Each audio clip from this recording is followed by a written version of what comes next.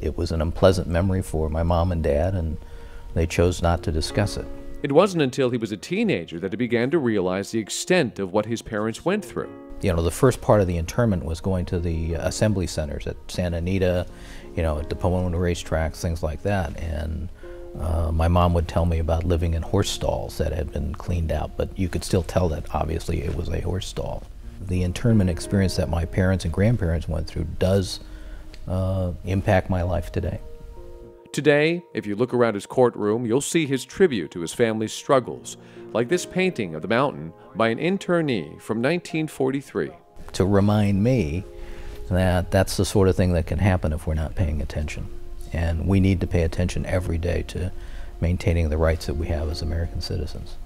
And this photograph of the enormous camp, 10,000 people who had no opportunity to defend themselves in court, to prove their innocence, American citizens who were denied their Fifth Amendment right of due process. It's part of the speech that I give to jurors that they're here to be part of a jury trial, and that the right to a jury trial is an important right that we have as Americans. For Judge Ito and his mother, there's a deeper understanding of what the denial of our rights costs. After being released from camp, Toshi's parents went back to LA and were met with hate.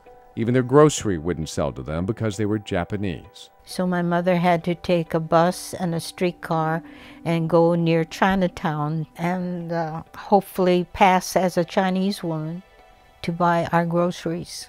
She recalls how neighbors put up a sign saying, "No Japs," and would throw tacks onto her parents' driveway, hoping to puncture their tires.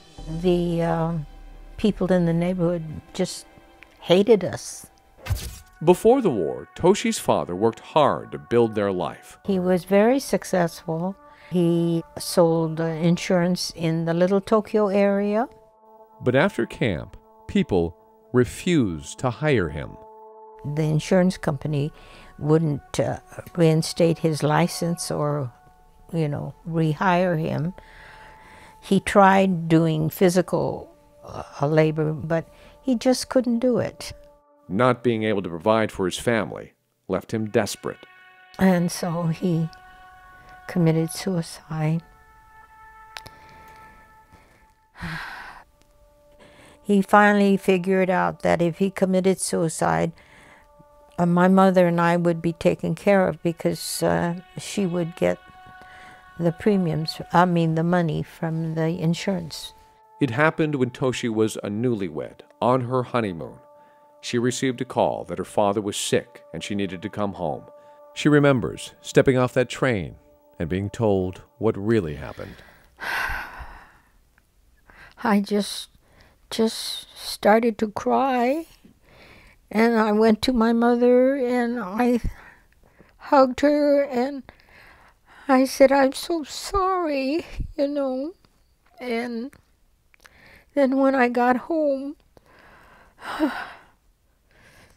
I went to his bed, and on the side he slept, and I just lay there and I cried, and I could smell his hair tonic that he wore, and I never cried so much in my life.